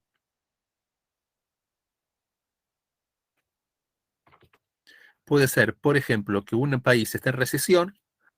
Si está en recesión, consume poco. Si consume poco, importa poco. Y si importa poco, las importaciones son bajas. Y tenemos que las importaciones van a ser menores que las exportaciones. O sea, se está importando poco porque está en recesión. Dicen, no, pero tiene superávit. Qué bueno, tiene superávit, pero el superávit es consecuencia de la recesión, entonces no es tan bueno. O puede tener déficit por el auge. Un país está con auge económico, consume más. Si consume más, una de las cosas importa más bienes. Entonces, tenemos que la importación subió, y puede ser que la importación supere la exportación y pasa a uno a tener déficit en vez de superávit. Y tenemos que acá que a veces el superávit es bueno, a veces es malo, pero per se el superávit comercial no es bueno ni malo, como el déficit fiscal no es bueno ni malo. Hay que ver el contexto en el que está. ¿Está bien? ¿Va claro? Sí, profe. Entonces Sí, tenemos se entendió. la otra identidad contable, entonces X menos M, idéntico a ahorro menos inversión, más recaudación menos gasto público. Déjenme robarles 10 minutitos más y así podemos terminar cuentas nacionales. Más ahora estamos en casa, no tenemos que ir a buscar el colectivo que se nos va. Pero 10 minutos nomás. Hay 3 métodos para calcular el producto. Uno es de la producción, otro es del gasto, otro es del ingreso. El método de la producción, lo que se hace que es, se toma todo lo que produjeron las empresas, ve cuánto produjeron del total y cuánto compraron de insumos. La diferencia entre el valor de las ventas y el valor de los insumos es el producto. Acá está interno bruto, pero puede sacarse el interno bruto de cada producto es lo mismo que el valor bruto de producción menos lo que se compró de insumos. Por otro lado, es el gasto. ¿Qué gastan las familias? ¿Y qué gasta la familia? Ese consumo en inversión, ese sector público en gasto público, ese exporte de comercio exterior, gastan. Acá tenemos, comprando unos bienes y vendiendo otros.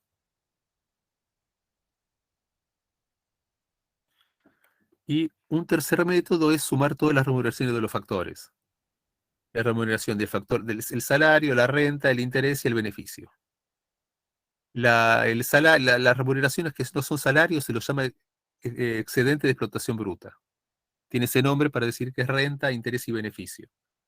Entonces a veces se habla de salario más excedente de explotación. Vamos a ver un breve ejemplo de esto, de un método de cálculo. Tenemos una empresa textil que tiene 4 áreas, una se dedica a algodón, otra a hilado, otra a tejidos y otra a comercializarlos.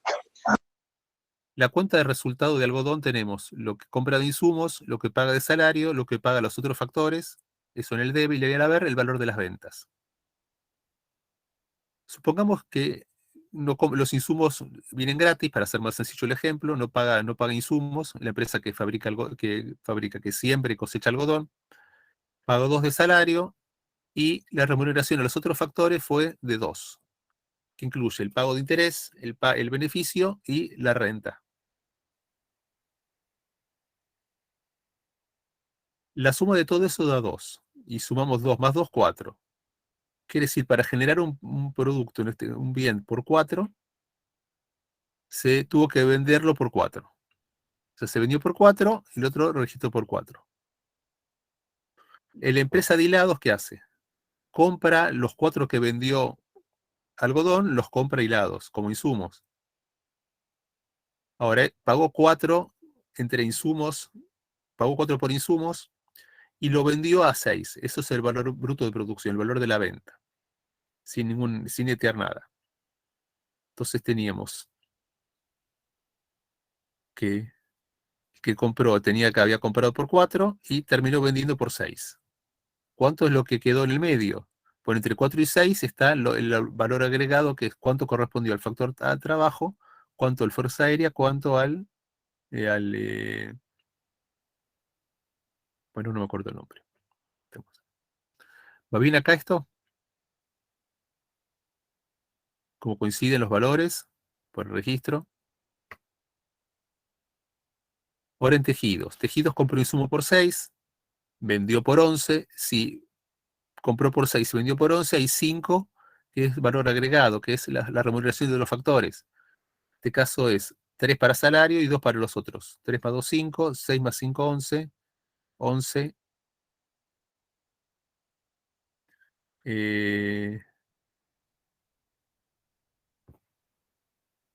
Vamos, lo tenemos acá arriba. Valor de las ventas. Tenemos acá, tenemos esta.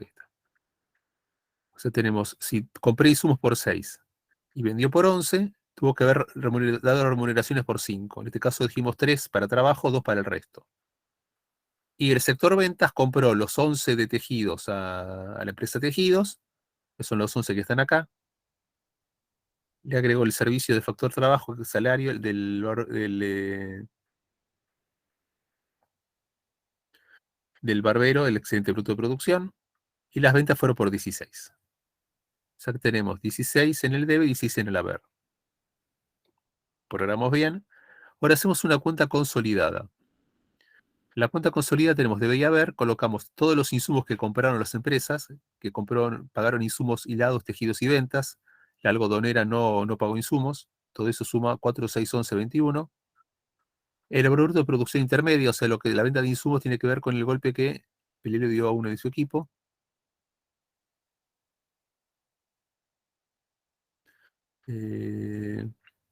Perdón. Tenemos, voy de vuelta, los insumos, hilados compró insumos por 4, tejidos por 6, ventas por 11, todo suma 21 de insumos. El valor agregado del ingreso al de los factores es 8 de salarios y 8 de los otros factores da 16. O sea, tenemos 21 de insumos, 16 de valor agregado de ingreso, me da 37. que es el valor agregado, valor bruto de producción. Valor de todo lo que se produjo.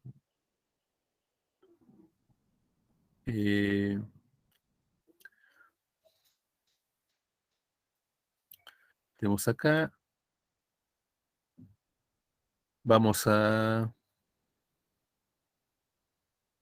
En el otro tenemos la producción intermedia. Se vendieron 4 para algodón, 6 de hilados, 11 de tejido, suma 21. 21 que coincide con los 21 de insumos, o sea, el valor de todo lo que se vendió como producción intermedia coincide con el valor de lo que se compró como producción intermedia.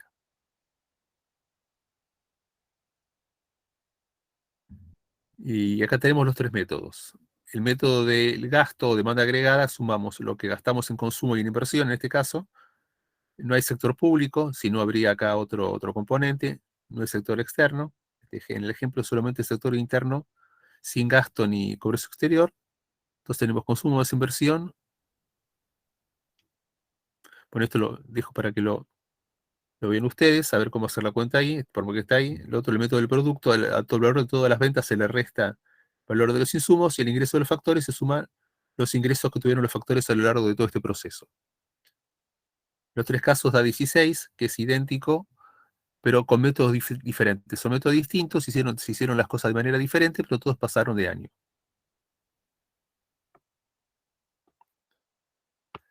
Otro cálculo es, si yo quiero averiguar cuánto es el ahorro de las personas, eso se puede hacer partiendo del producto a precio de mercado. Yo tengo así el Producto Interno Bruto a precio de mercado. Esto le resto las amortizaciones. La idea es restarle todo lo que no tiene que ver con el ingreso de las personas, porque el ingreso de las personas menos el consumo es el ahorro. Yo lo de abajo lo sé. Ahora tengo que saber el número de cuánto es el ahorro partiendo del Producto Bruto Interno de la provincia o del país. Tengo el valor del Producto Interno Bruto a precios de mercado. ¿Qué se utiliza para reponer bienes de capital que no llega a mí? No, o sea, no va a ser mi ingreso para mí. Son las amortizaciones. O sea, el Producto Interno a precio de mercado le resta amortizaciones. A restar amortizaciones es se llama Producto Interno Neto. Si al Producto Interno Neto a precios de mercado yo quiero sacarle el impacto que tuvieron los impuestos a las ventas y los subsidios a las ventas, ¿qué tengo que hacer? Tengo que hacer una operación inversa. El producto a precios de mercado, le resto el impuesto a las ventas y le sumo el subsidio a las ventas. Y eso da el Producto Interno Bruto a costo de factores. Si ese producto a costo de factores le resto todos los otros impuestos, impuestos a las ventas, impuestos a las ganancias, impuestos a bienes de consumo,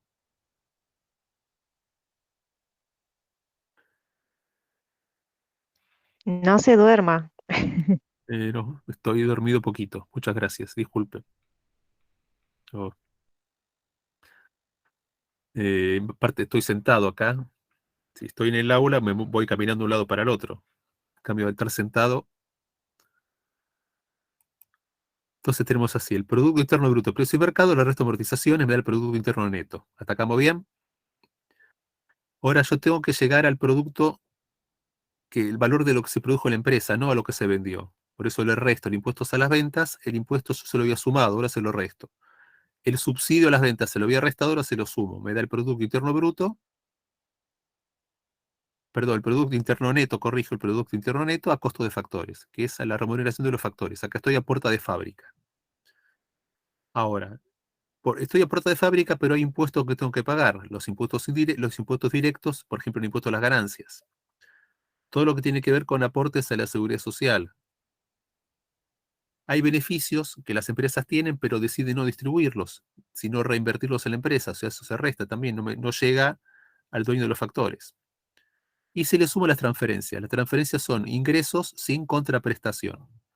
Por ejemplo, que no hay contraprestación. No hay contraprestación en las jubilaciones, las pensiones, seguro de desempleo, planes sociales. Ahí no hay una contraprestación. Se recibe algo sin dar nada a cambio. No es que reciba un salario por el trabajo realizado. Acá recibe un ingreso por no hacer nada. Y después tenemos ese ingreso personal, le resto el consumo y me da el ahorro personal o ahorro en este caso de las familias. Entonces partimos del Producto Interno Bruto, precio de mercado, le resto lo que no llega a la fábrica, que son las amortizaciones, el impuesto a las ventas, el subsidio a las ventas, otros impuestos que también se restan, me queda un ingreso, tengo que sacarle lo que ahorré, perdón, lo que consumí, lo que consumí tengo acá el ahorro personal. ¿Está bien? Es complicado, hay que razonarlo nada más un poquito. Dos conceptos que quedan más. Uno, ¿qué cosas mide el producto y qué cosas no mide? El producto no mide el bienestar. Una cosa es bienestar, otra cosa es producto. Producto es lo que se produce. Bienestar es el sentirse bien. Para sentirse bien, uno supone que cuanto más tengo, mejor estoy. No necesariamente, puede ser por ahí tengo más y me siento peor. O sea, no tiene por qué ocurrir. Tener más es estar mejor. Y acá tenemos que el producto hay cosas que no mide. Por ejemplo, no mide el valor del ocio. En el bienestar está el valor que uno le da al ocio. El producto no mide cuánto vale el ocio. No mide las actividades que no tiene mercado. Por ejemplo, si alguien trabaja yo trabajo en la casa de otra persona y trabajo en la casa de otra persona, o trabajo en mi casa, y en el jardín tengo una plantación de tomates y esos tomates los utilizo para consumir, bueno, es una actividad económica la producción de tomates, pero no la vendo. O sea, es una producción que no está siendo registrada por las cuentas nacionales, pero es una actividad económica. Otra cosa que no tiene en cuenta es el impacto ambiental que genero cuando se produce. ¿Qué pasa cuando tampoco no registra el consumo de los recursos naturales? Si hago recursos naturales renovables, deforesto, por ejemplo, o tomo minerales de minas. Tampoco registra la calidad de vida, o sea, el producto, hay cosas que no toma. Para eso se hacen otros indicadores. Uno conocido es el indicador de desarrollo humano que hace el Programa de Naciones Unidas para el Desarrollo, el PNUD, donde tiene tres conjuntos de indicadores. Uno tiene que ver con la expectativa de vida al nacer.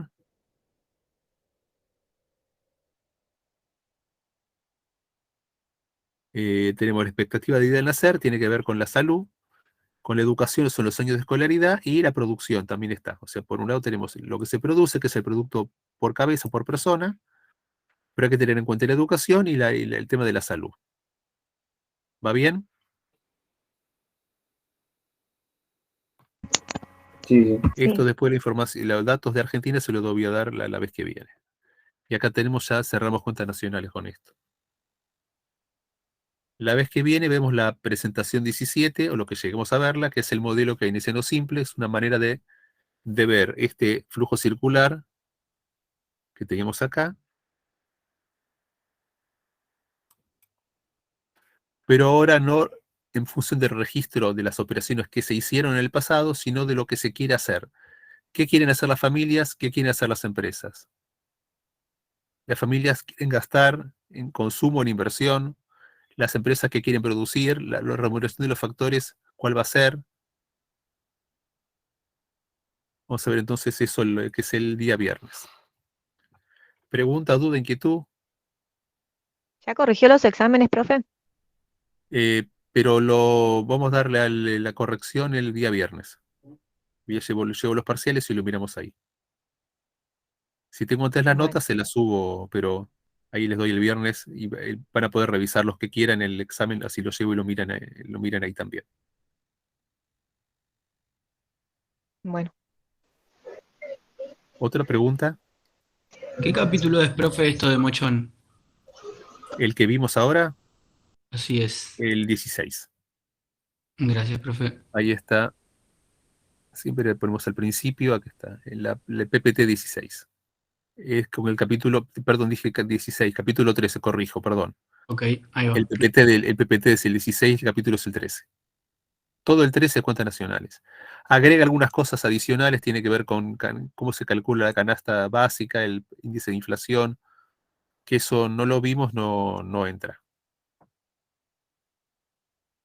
O sea, lo que entra del capítulo 13 es los temas que vimos, que es producto, valor agregado, valor bruto de producción, ese tipo de cosas.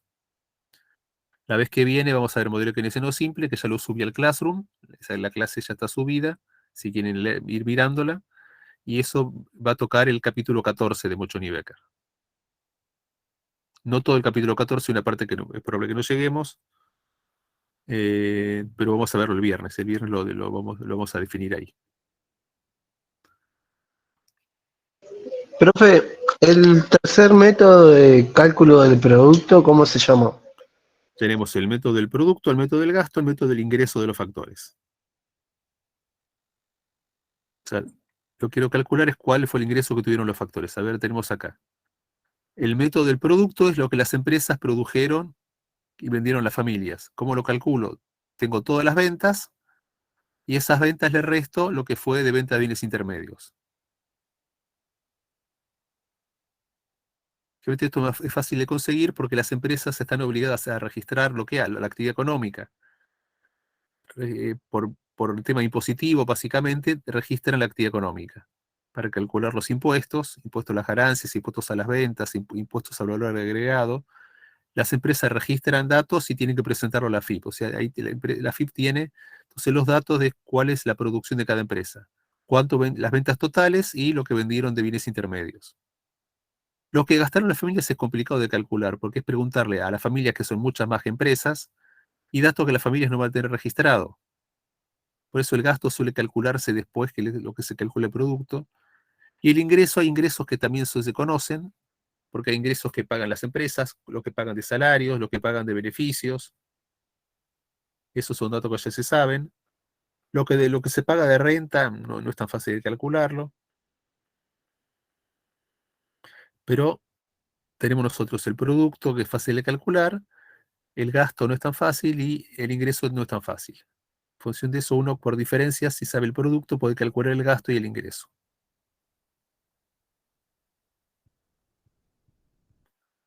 ¿Otra pregunta?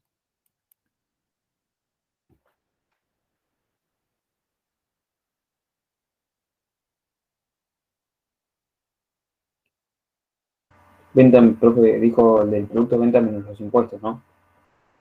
Perdón. El cálculo del producto era ventas menos los impuestos, pues no llegué a escucharlo. No, el producto de impuestos no, es todo lo que se produjo, pero el producto es lo que se produjo que va a las familias. O sea, ¿qué hay que hacer? Es todos los bienes que produjeron las empresas, restarle lo que fue a las empresas. Por lo tanto, la diferencia es lo que fue a las familias. Todo lo que se produjo tenemos acá, valor bruto de producción, es todo lo que se produjo, el valor de todas las ventas, no importa a quién se le vendió. Le resto las ventas que fueron a las empresas, que son o insumos o bienes intermedios, según quién lo registra. El que lo compra lo llama insumo, el que lo vende lo llama bien de consumo intermedio. O bienes intermedios a veces se dice también, sin de consumo intermedio, bienes intermedios. Entonces al valor bruto le resto todo lo de las ventas, le resto las ventas a otras empresas, me da el producto que las ventas a las familias. Supongamos que yo no tenga registrado cuánto vendí las familias, pero si tengo registrado a otras empresas, más que todo por cuestiones impositivas, me parece que la venta es una empresa porque hay que hacer la factura especial del IVA, que una familia no habría que registrarla, no habría que pagar como IVA, pero a veces igual cae. Está. ¿Otra pregunta?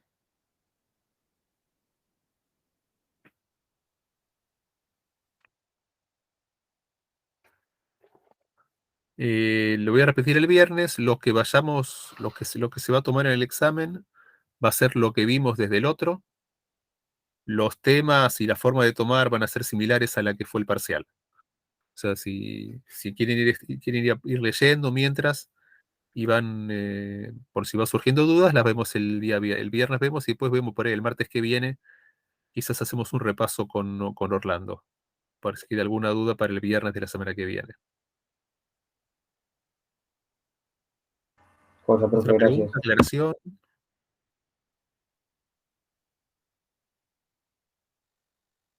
¿Cuánto va a estar el dólar mañana?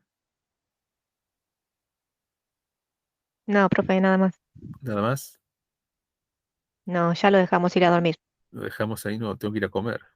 Tengo, tengo que terminar estas otras cosas todavía, o sea que bueno, estamos ahí.